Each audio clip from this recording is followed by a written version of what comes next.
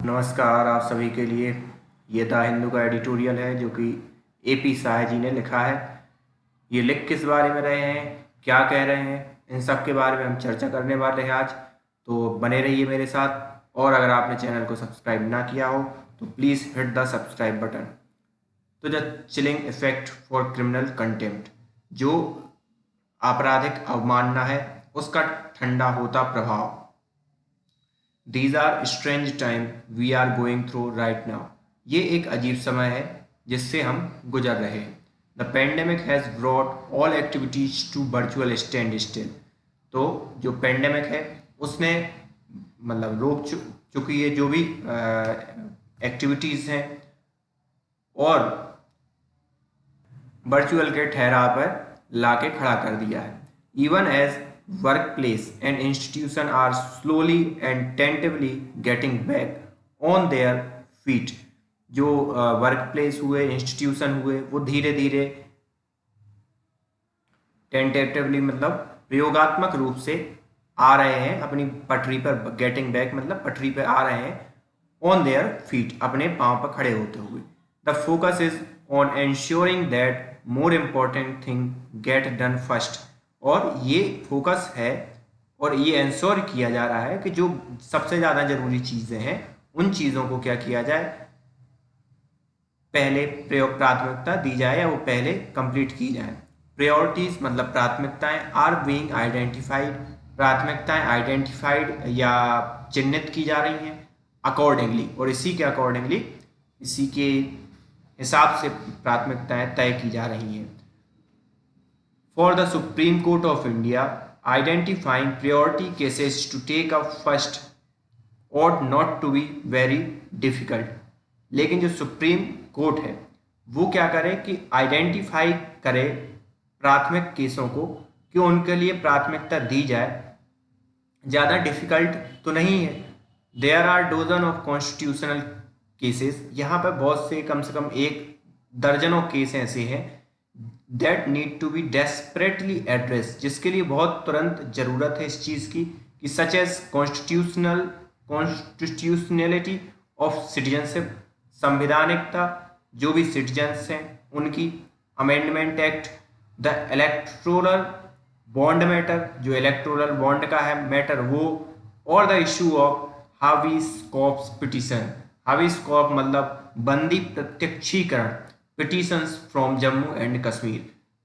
तो ये सब जो पिटीशंस हैं इनके अकॉर्डिंग इन सबको प्राथमिकता दी जानी चाहिए सुप्रीम कोर्ट के द्वारा। It is disappointing that instead of taking up matter of absolute urgency in this peculiar time, the Supreme Court chose to take embrace at two tweet। embrace मतलब होता है रोष,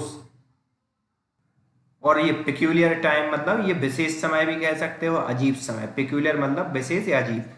तो मैटर्स एब्सोल्यूट अर्जेंसी मतलब इन सब को छोड़कर सुप्रीम कोर्ट ने किस मैटर को अर्जेंसी में लिया कि रोष प्रकट किया दो ट्वीट्स पर।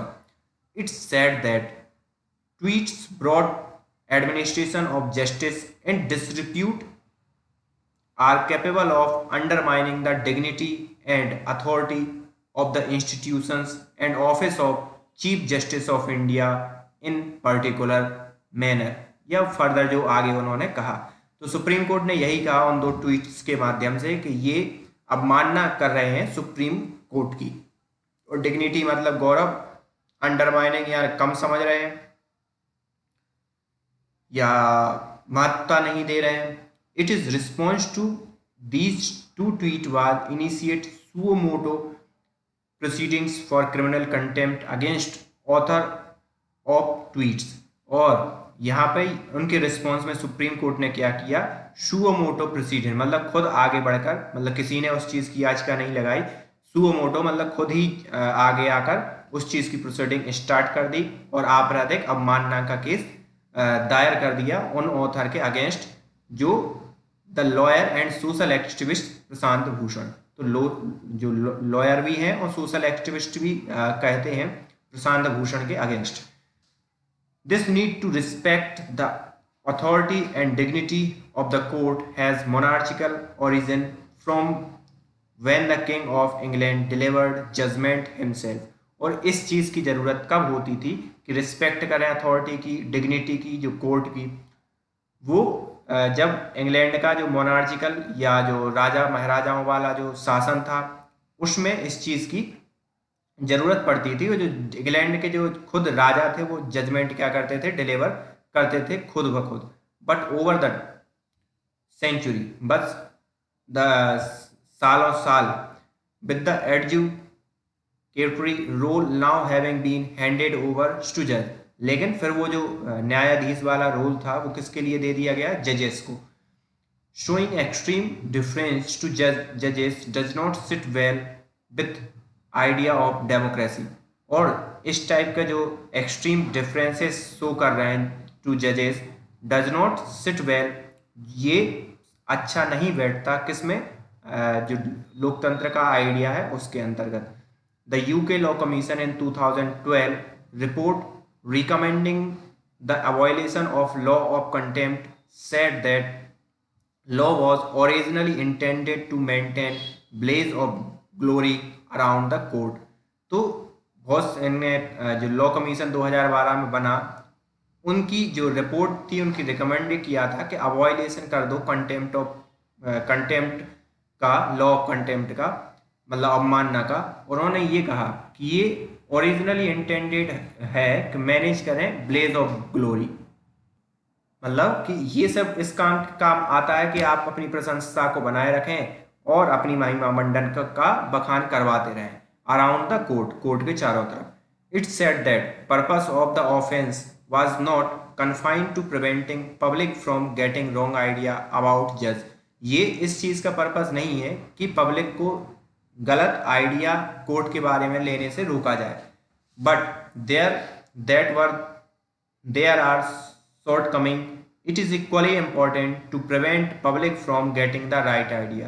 लेकिन ये उतना ही उस चीज़ के लिए उत्तरदायी है कि ये पब्लिक को राइट आइडिया को प्राप्त होने से रोकता है, प्रिवेंट करता है। A wide field in India, अब इंडिया के बारे में बात करें। The objective for contempt is stated to be safeguard interest of public if the authority of court is denigrated and public confidence in the administration of justice is weakened or eroded। तो जो objective हैं या जो उद्देश्य हैं contempt के, वो कहते हैं कि सेफ गार्ड करना है पब्लिक के या समाज के हितों को। अगर अथॉरिटी जो है, कोर्ट है, वो डेनिग्रेटेड या निंदा की जाती है, public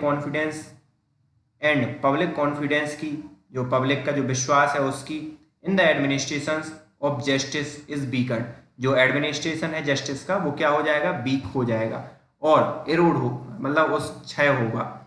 but the definition of criminal contempt in India is extremely wide. लेकिन जो इंडिया के अंदर क्रिमिनल कंटेम्प्ट है उसकी जो डेफिनेशन है वो बहुत बृहद है and can be easily invoked, और इसको बहुत कभी भी इन्वोक या लगाया जा सकता है। suo motu power of court to initiate such proceedings only serves to complicate matter। तो suo motu जो पावर है कोर्ट के पास कि ऐसी टाइप की प्रोसीडिंग को स्टार्ट कर देना, तो ये क्या करती है, कॉम्प्लिकेट बनाती है मैटर्स को। And truth and good faith were not recognised as valid defence until 2006। और जो सत्य है और जो अच्छा विश्वास है वो रिकॉग्नाइज नहीं होता था 2006 से पहले। When the contempt of court act was amended, जब 2006 में कंटेम्प्ट ऑफ कोर्ट को अमेंड किया गया था। नेवरदलेस, फिर भी the Delhi high court despite truth and good faith raise as a defence proceed to sentence the employ of mid day for contempt of court for portraying a retired Chief Justice of India is an unfavorable light। तो फिर भी क्या हुआ, दिल्ली के जो जो court है, high court, उसने जो सत्य को छोड़कर और गुड अच्छे विश्वास को छोड़कर raise as a defence, raise किया इस कंटेम्प्ट ऑफ कोर्ट को एज अ डिफेंस या खुद के डिफेंस में। प्रोसीड टू सेंटेंस, प्रोसीड किया जो मिड डे एम्प्लॉय थे उनके लिए दोष लगाया किस चीज़ के लिए कि उन्होंने चीफ जस्टिस की अवमानना की है, अनफेवरेबल लाइट प्रकाश डाला है उन पर। It come as no surprise, और इसके साथ कोई सरप्राइज नहीं आती, that justice V R Krishna Iyer famously term the law of contempt as having a vague and wandering jurisdiction with uncertain boundaries. तो वी आर कृष्णा अय्यर ने जो फेमसली उन्होंने कहा है कि जो लॉ ऑफ कंटेम्प्ट है वो क्या है, अस्पष्ट है, हैविंग वॉग अस्पष्टता, आश्चर्यजनकता जो ज्यूरिडिक्शन में, विथ अनसर्टेन बाउंड्री, एक अनिश्चित सीमाओं के अंतर्गत है contempt of law. Contempt law regardless of public goods की उसके लिए कोई मतलब हितों की कोई चिंता नहीं करता, may unwittingly trample upon civil liberty, बल्कि वो जो सिविल की लिबर्टी है उसको क्या करता है, ट्रैम्पल डाउन करता है या छिन्न भिन्न या अस्त करता है। It is for us to determine, और ये हमारे लिए है कि हम निर्धारित करें, what is the extent of such trampling we are willing to bear, और हमें ये निर्धारित करना है कि ऐसे किस हद तक ये ट्रैम्पलिंग हो कि जहां हम इस चीज को बियर कर पाए या सहन कर पाए। On the face of it, law for criminal contempt is completely asynchronous with our democratic system, which recognized freedom of speech and expression as a fundamental right। और इस चीज को देखा जाए तो जो लॉ ऑफ क्रिमिनल कंटेम्प्ट है वो कंप्लीटली असिंक्रोनस है, मतलब उसके साथ कदम ताल नहीं करता हमारे डेमोक्रेटिक सिस्टम के साथ, जो रिकॉग्नाइज करता है हमारी फ्रीडम ऑफ स्पीच को या बढ़ावा देता है हमारी फ्रीडम ऑफ स्पीच को, एक्सप्रेशन को, फंडामेंटल राइट्स को। And excessively loose use of the test of loss of public confidence, और एक्सेसिवली बहुत ही बड़े तौर पर लूज कर रहा है यूज ऑफ टेस्ट ऑफ जो लॉस ऑफ पब्लिक कॉन्फिडेंस का जो टेस्ट है उसको में लूज हुआ है, combined with liberal exercise of suo motu power, और इसके साथ ही जो लिबरल एक्सरसाइज होती है सुओ मोटो पावर की, उस चीज को भी प्रकाश डालता है। उन सुओ मोटो मतलब खुद की जो स्वतंत्र पावर है उसने भी विश्वास खो दिया है। कैन बी डेंजरस, और ये डेंजरस हो सकता है, for it can amount to court signalling that it will not suffer any kind of critical commentary about the institution at all, regardless of how evidently problematic its action may be। तो मतलब जो court ने signal दे दिया है कि वो सफ़र नहीं करेगा ऐसे किसी भी टाइप के क्रिमिनल कमेंट्री को जो कि इंस्टीट्यूशन के बारे में है, अब कोई इसके बारे में निंदा नहीं कर सकता, रिगार्डलेस ऑफ, बगैर इस चीज़ की चिंता किए हुए कि वो कितना समस्या पैदा करने वाला है, और इसकी जो इसका जो डिसीजन है वो किस टाइप का प्रभाव डालने वाला है। In this manner the judiciary could find itself at an uncanny मतलब होता है अलौकिक, तो जुडिशरी फाइंड कर सकती है खुद के लिए एक अलौकिक parallel with executive in using law for chilling effect, तो कि इसके मतलब जो लॉ है चिलिंग इफेक्ट को यूज करने के लिए मतलब एक अलौकिक पावर की तरह खुद को प्रेषित कर सकती है। Beside needing to revisit the need for law on criminal contempt, even test for contempt need to be evaluated. तो मतलब फिर से देखने की जरूरत है इस चीज को छोड़कर, जो क्रिमिनल कंटेम्प्ट है, even the test for contempt need to be evaluated, जो टेस्ट है जो कंटेम्प्ट का उसको भी एवेल्यूट करना चाहिए कि निंदा तो ठीक है लेकिन किस टाइप की निंदा, if such a test ought to exist at all, और यदि ऐसे टेस्ट मतलब होने चाहिए थे, इट शुड बी वेदर, तो ये होना चाहिए कि जब तिरस्कारपूर्ण कंटेम्प्टुअस तिरस्कारपूर्ण रिमार्क होता है, in question actually obstruct the court from functioning, तो जब कोर्ट की फंक्शनिंग में इस टाइप की बाधा डलती है तब। It should not be allowed to be used as a means to prevent any and all criticism of institution, और ये ऐसा नहीं होना चाहिए कि आप कहीं पे भी अपना जो इंस्टीट्यूशन का क्रिटिसिज्म है उस चीज को आप सुओ मोटो लेकर और इस कंटेम्प्ट ऑफ कोर्ट लगा दो। ऑब्सोल्यूट अब्रॉड, ऑब्सोल्यूट का मतलब होता है अप्रचलित, अब्रॉड मतलब बाहर, तो बाहर ये लॉ क्या है, अप्रचलित है इनके according. Already contempt has practically become absolute in foreign democracy, तो ये अप्रचलित हो चुका है, ऑब्सोलेट मतलब अप्रचलित हो चुका है ये कंटेम्प्ट प्रैक्टिकली या प्रायोगिक तौर पर, with jurisdiction recognise that it is an archaic law. यहाँ पे आर्केइक का मतलब जो प्राचीन लॉ है और इनको प्राचीन लॉ की तरह रिकॉग्नाइज किया गया। Design for the used in a bygone era, और ये डिजाइन किया गया था बीते हुए कल या बीते हुए या पुराने प्राचीन एरा में यूज करने के लिए।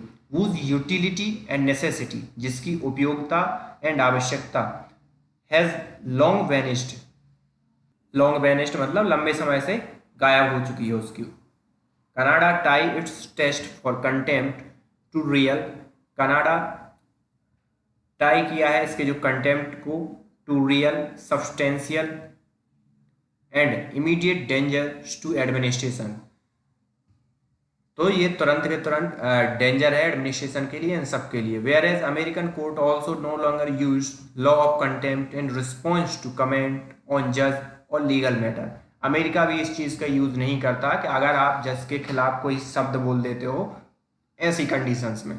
इन इंग्लैंड टू, इंग्लैंड में भी यही, from where we have inherited unfortunate legacy of contempt law, England में भी इस चीज़ को सही नहीं माना गया है जहां से हमने ये नियम लिया है। इनहेरिटेड मतलब जहां से हमें मिला है आंतरिक तौर पर या एक पूर्वजी तौर पर, या कह सकते हो आप क्या बोलते हो उसको, जो पूर्वजों की संपत्ति हो उसके रिगार्डिंग मिला हो। The legal position has evolve, legal जो पोजीशन है एवॉल्व हो चुकी है। After the celebrated spy catcher judgment was delivered in late 1980s by the House of Lords, जो सेलिब्रेटेड हुई थी स्पाई कैचर जजमेंट 1980 में दिया गया था हाउस ऑफ लॉर्ड के द्वारा। द ब्रिटिश टेबुलाइड का मतलब होता है संक्षिप्त। The daily mirror published and upside down photograph of law Lord with caption, तो जैसे ही ये 1980 में जैसे ही हाउस ऑफ लॉर्ड ने इसको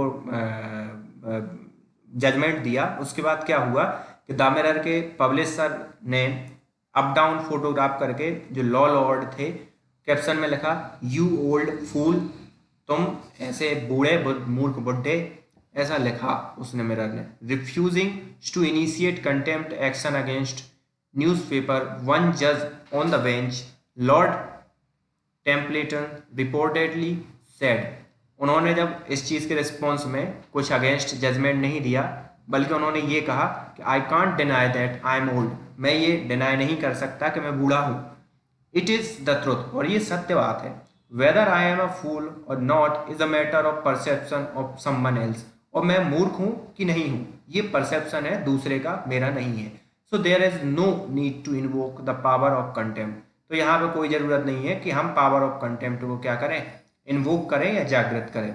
even when in 2016 the Daily Mail ran a photo of 3 judges who issued Brexit ruling with caption enemies of people, तो जो daily mail था उसने भी इस टाइप की 3 जजों की वो की कि जो ब्रेग्जिट के जो पक्ष में जब वो दिया तो उनका एक की enemy of peoples which many considered excessive, the court judicially and sensibly ignored the history and did not commence contempt proceedings, और उसमें भी कोर्ट ने कुछ नहीं कहा और बल्कि इग्नोर कर दिया और कंटेम्प्ट ऑफ प्रोसीडिंग को फॉलो नहीं किया। But Indian court have not been inclined, but जो इंडियन कोर्ट है वो इंक्लाइंड नहीं दिखाई देता इन सब चीज़ों के, और एटलीस्ट नॉट ऑलवेज, और हमेशा नहीं था इस सब चीज़ों के प्रति इस टाइप से व्यवहार नहीं करता था। To display same maturity and unruffled spirit as their peers elsewhere, तो अनरफल्ड मतलब चौरस अक्षुब्ध आत्मा, और जैसे पीर एल्सवेयर है वैसा मैच्योरिटी दिखाई नहीं। An exception lay in justice SP Bharucha's response to Arundhati Roy's criticism.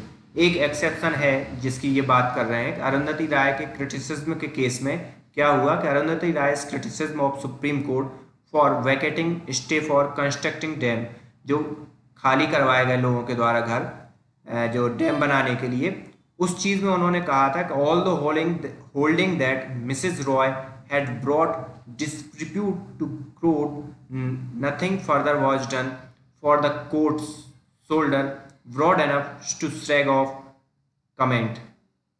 तो और अरुंधति रॉय ने उस समय कोर्ट की अवमानना की थी, और मतलब फिर उसमें क्या किया, कोर्ट ने उस चीज़ पर ध्यान नहीं दिया और उनके कमेंट को ऐसा झटक टाइप कर दिया कि मतलब ध्यान ना देना, मतलब झटक देना, श्रग ऑफ कर दिया उन कमेंट्स को।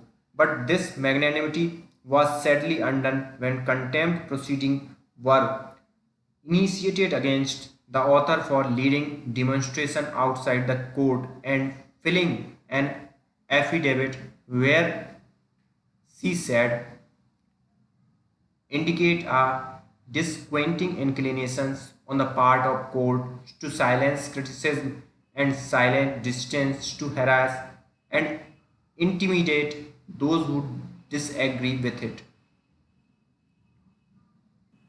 अब यहाँ पे मैग्नेनिमिटी का मतलब है उदारता, बट ये सैडली जो मैग्नेनिमिटी यहाँ नहीं थी और ये अनडन हुई यहाँ पे कि contempt of proceeding were initiate against author, जो कंटेम्प्ट ऑफ प्रोसीडिंग थी वो प्रोसीड कर दी गई इन ऑथर के प्रति जिन्होंने ट्वीट किया था।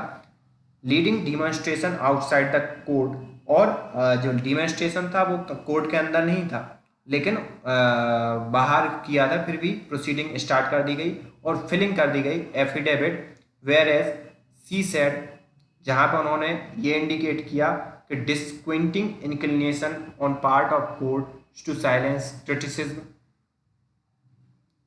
तो ये बेचैन इंक्लिनेशंस था, और किस चीज़ का ये पार्ट था कि जो साइलेंस क्रिटिसिज्म है, साइलेंस असहमति है, उनको उसको हरास किया जाए, धमकाया जाए, those who disagree with it, जो असहमति प्रदान करता है इस चीज़ से, उस चीज़ को। Why entertaining a petition based on FIR that even a local police station does not see fit to act upon। तो जो FIR पिटीशन पे बेस्ड FIR हुई, उस पिटीशन को लोकल पुलिस भी रिकॉग्नाइज नहीं कर रही थी, या वो ये बोल रही थी कि ये फिट नहीं बैठती कि इस पे एक्शन लिया जाए। The supreme court is doing its own reputations, supreme court कर रहा है ये अपनी रिप्यूटेशंस पर एंड क्रेडिबिलिटी कंसिडरेबल हार्म, जो क्रेडिबिलिटी है वो कंसिडरेबली हार्म हो रही है और रेपुटेशन हार्म हो रही है, क्योंकि जब पुलिस ही ऐसा बोल रही है। फॉर